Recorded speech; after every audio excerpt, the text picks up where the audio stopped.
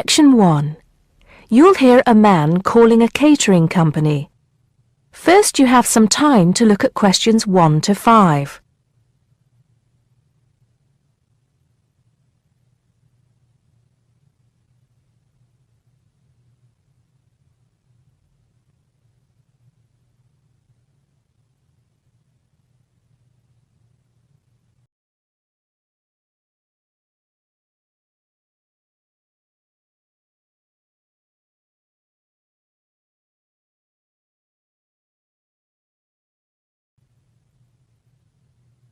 Now we shall begin. You should answer the questions as you listen because you will not hear the recording a second time. Listen carefully and answer questions 1 to 5. Hello, 5-star caterers. Can I help you? Oh, yes. I spoke to you an hour ago about the arrangements for our end-of-term party. Oh, that's right. It's Mr. Saunders, isn't it? Actually, it's Sanders. That's S-A-N-D-E-R-S. Oh, I'm sorry. I'll just get that down correctly on the form. Okay, Mr. Sanders, sorry about that. No problem. Well, I've got the details you asked for, so I thought I should call you back quickly and book. Good. Let's fill in the form, shall we? Great. First of all, can you give me a telephone number? Somewhere where you can be contacted during the day. Yes, it's 445-6786. 445-6786. Okay. And do you have a number where you can be contacted outside of office hours? Well, I'm at work till late in the evening, so use the same number, and if I'm not there, you can leave a message. Thanks. I'll make a note of that. And how many guests shall I put down? Okay, that's changed. So instead of the figure I gave you before of 85, it's now only 50. It's much lower, I'm afraid, because a lot of people can't make that date. That's not a problem. Can you remind me of the date we'd set? Yes, it's the 25th of June. Okay, that's fine. Before you hear the rest of the conversation, you have some time to look at questions 6 to 10.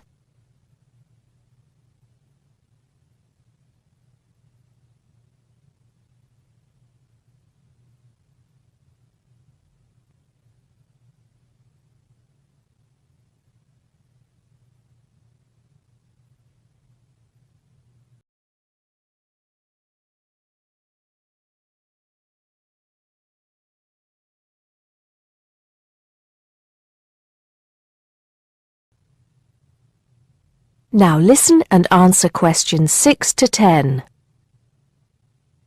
Now, did you have the chance to look at the tables on the website? Yes, I did. And I think the rectangular tables would be good. The long, thin ones. Yes, you could have 2 of those. The only problem is that they're for 24 people. So, you'd only seat 48 people that way. And if you have 50 guests... Oh, I see what you mean. 2 people would have nowhere to sit. What about the square ones? You'd have the same problem with numbers. Usually, for 50 people, we find the round tables work well. Not the smaller ones. They only seat 6 people. The ones that seat 10, the large ones. So do you think we should have 5 of those? I think that would work well. Okay, that's what we'll do then. Fine. And have you decided on the menu you'd like? Yes, I think so. But I wanted to ask you, we talked about having the 3-course meal with waiter service, but in the end, we thought it would be a bit too formal. So that leaves the buffet or the 7-course banquet. How much is a banquet again? £100 a head. That's too much and too formal. The buffet is fine. Okay, so I think I've got everything. We'd need a deposit of 50% of the total. Right. What's the total? Just a minute. Yes, It's £30 a head times 50, so that's 1,500 pounds. 50% of that would be 750 now, with the balance due another 750 on the day. Great. I'll call in tomorrow if that's okay. I can pay you the deposit then. We'll look forward to seeing you tomorrow then. Okay. Thanks a lot. Goodbye. Goodbye. That is the end of section 1. You now have half a minute to check your answers.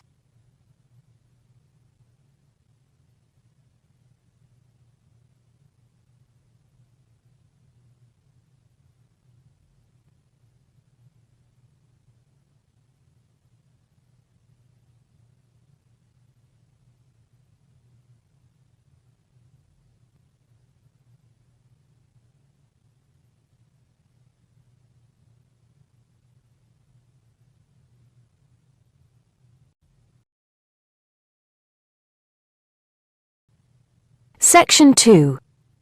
You'll hear a guide talking to a group of tourists about Buckingham Palace. First, you have some time to look at questions 11 to 17.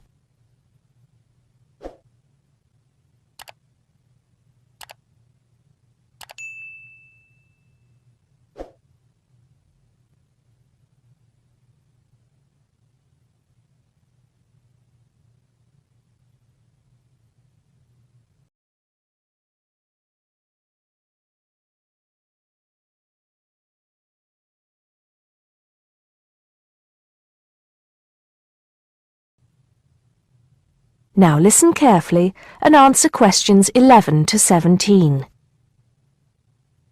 Now, of course, Buckingham Palace is instantly recognisable to millions of people around the world.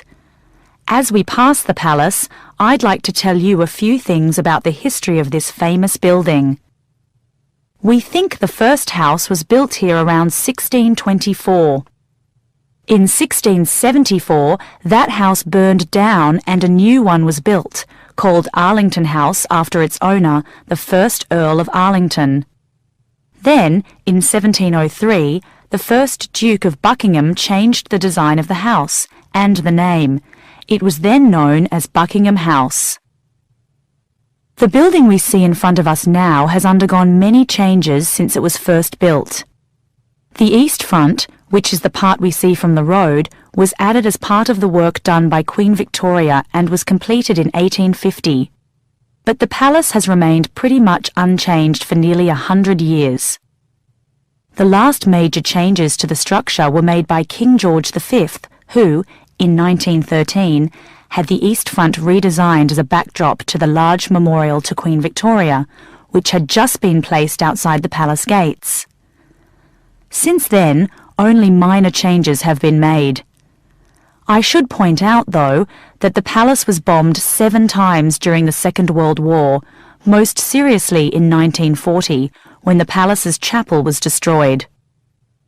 Today, of course, it is the home of the royal family, but that wasn't always the case, although they did own most of the land it was built on. It was George IV who turned it into a palace, doubling its size when he became king in 1820.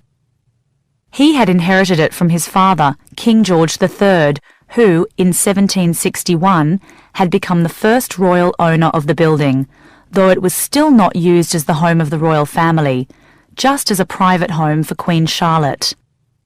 It was known as the Queen's House at that time. King William IV finished the work after his brother, George IV, died. But King William never moved into the palace. In fact, in 1834, he offered it as a new home for Parliament after the Houses of Parliament were destroyed by fire. The offer was not accepted, though, and in 1837, when Victoria became Queen, the house became the main royal residence in London. However, Victoria and her husband, Prince Albert, found the house too small, so they carried out building work to further enlarge it. This included building the east front, which I've already mentioned as the part we are looking at now. Victoria was also responsible for moving the Marble Arch, built as a part of the palace itself in the 1820s, to where it stands today, separate from the palace on the corner of Hyde Park. For 20 years or so, the palace was often the setting for huge banquets, dances and musical performances. This period lasted until Prince Albert died in 1861, after which Victoria spent very little time there, and the palace was hardly ever used. Before you hear the rest of the talk, you have some time to look at questions 18 to 20.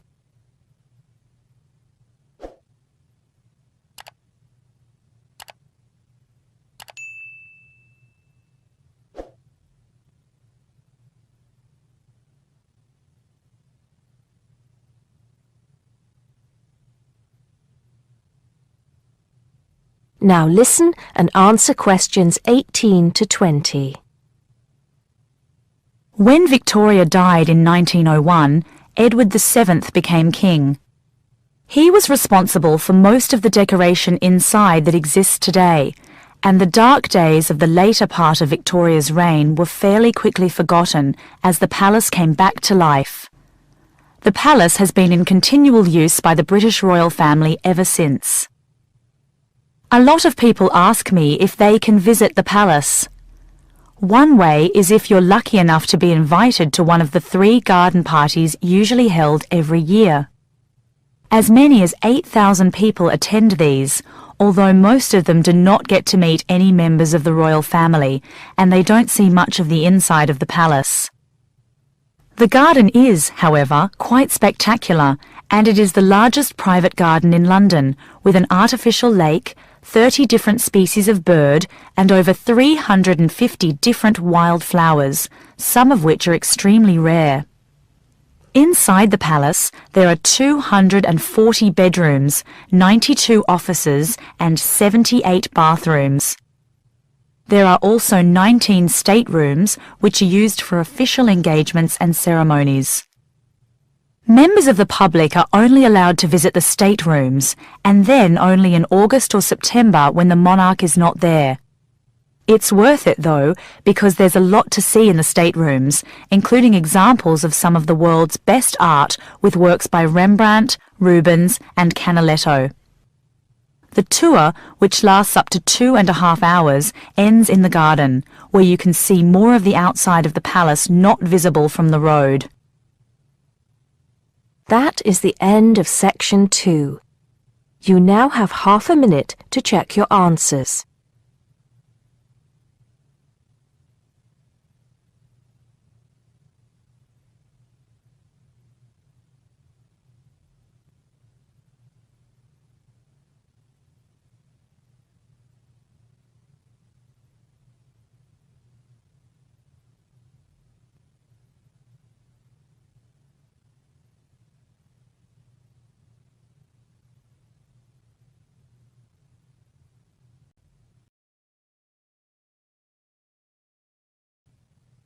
Section 3. You'll hear 2 university students discussing a social science lecture they attended. First, you have some time to look at questions 21 to 24.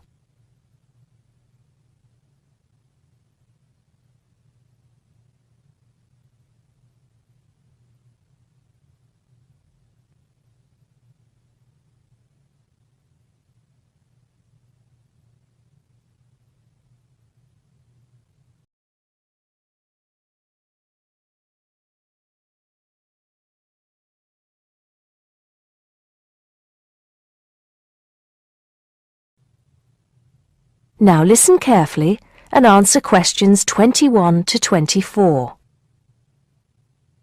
Did you go to the first social science lecture yesterday? Yeah, didn't you see me there? No, I was trying so hard to understand the lecturer. What didn't you understand? A lot of it, really. For example, he said we needed to study history as part of the course, but I didn't get why. You probably missed it. He said early on that we need to learn from our past mistakes. Right. But he also said we need to put ourselves in the place of our ancestors. Why is that? I think the point is that it's not enough to know how they lived and what they did. We need to know what they thought. I see. And I've written transferable skills in my notes next, but I have no idea what that means. If you study social science, you learn skills that you can use in a job. Oh, right. Is that all? Okay, but why is that? The point he made was that in studying social science, you use a flexible and adaptable approach to learning. Before you hear the rest of the conversation, you have some time to look at questions 25 to 30.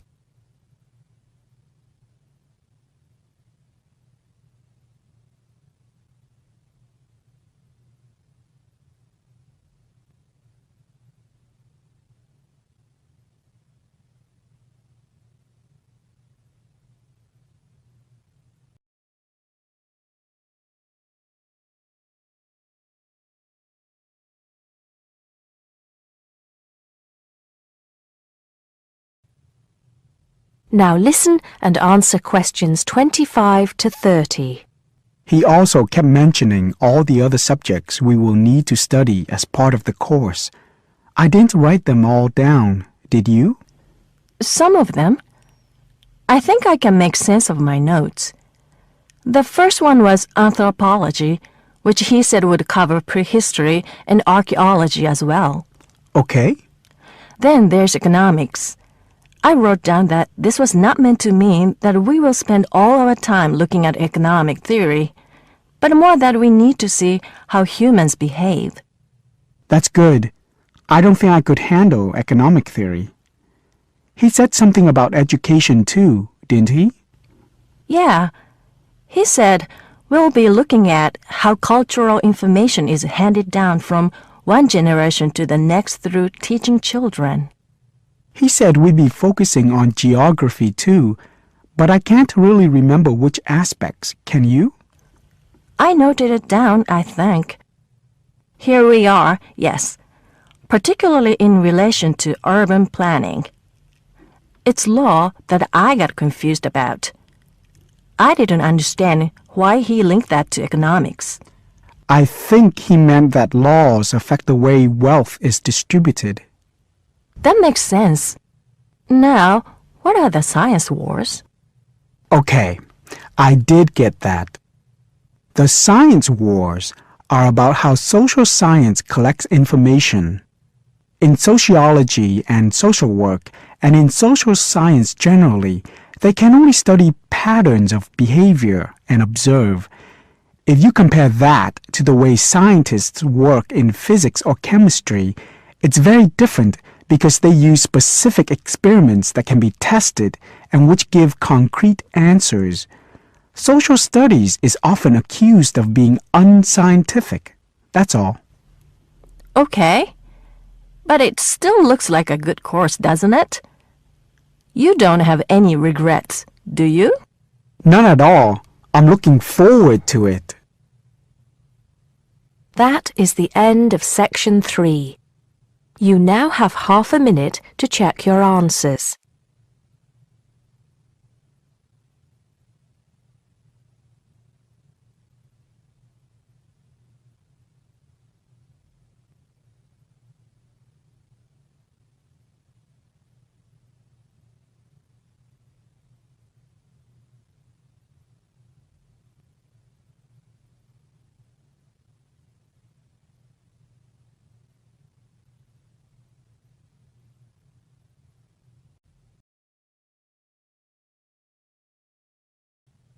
Section 4.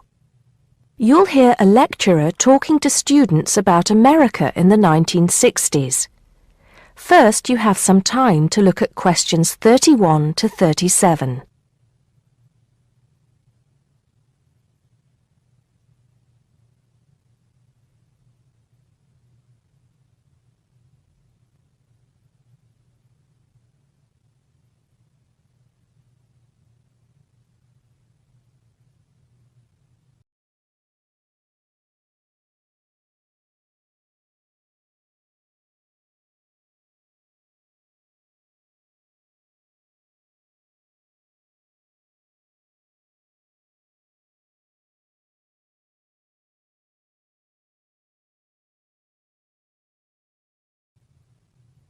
Now listen carefully and answer questions 31 to 37.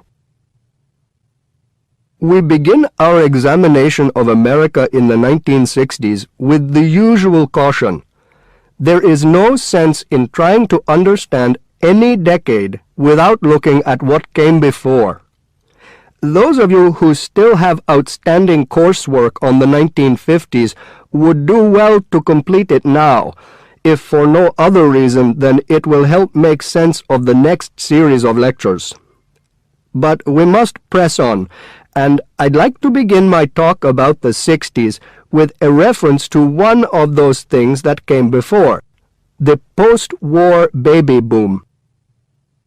With the end of the Second World War in 1945, there began in the USA an era of perceived prosperity and security. In short, people started to feel that the world was a much better and safer place to bring up children. So, at the start of the 60s, all those children born in the baby boom, 70 million in the US alone, were teenagers.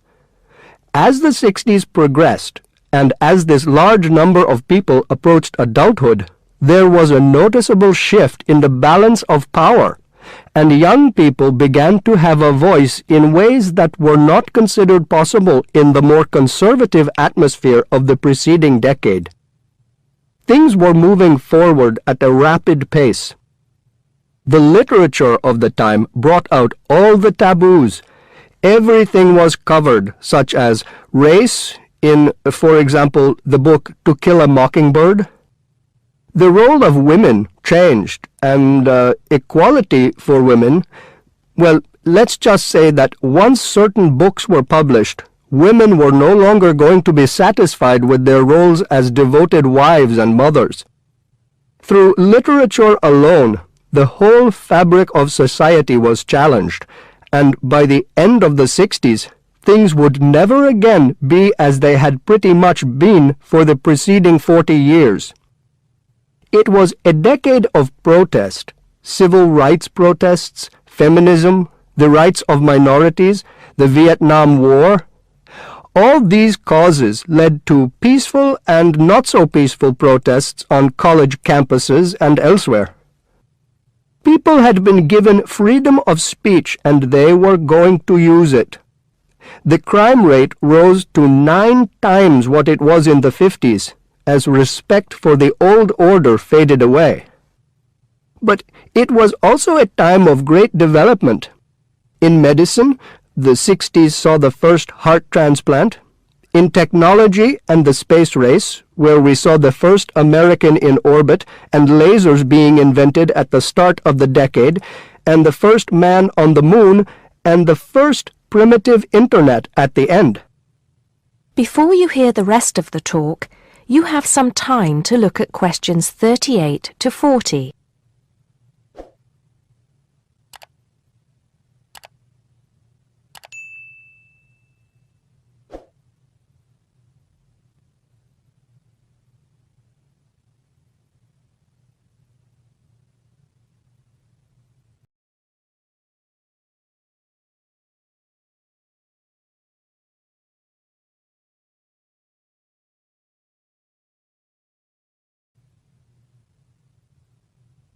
Now listen and answer questions 38 to 40.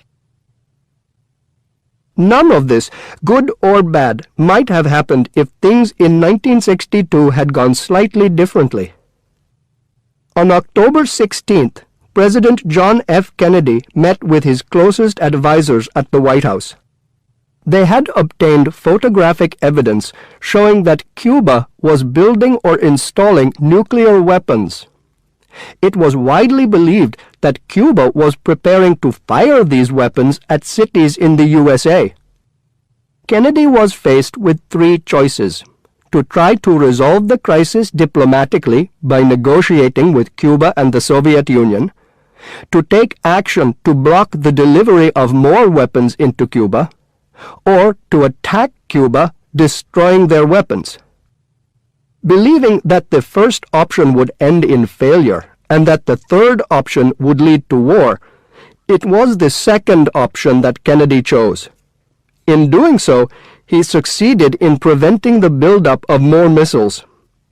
The Soviet Union then withdrew the weapons from Cuba. Most historians agree that if Kennedy had acted differently, the episode would have led to a full-scale nuclear war between the United States and the Soviet Union. Millions would have died, and the world would have been changed beyond recognition. That is the end of section 4. You now have half a minute to check your answers.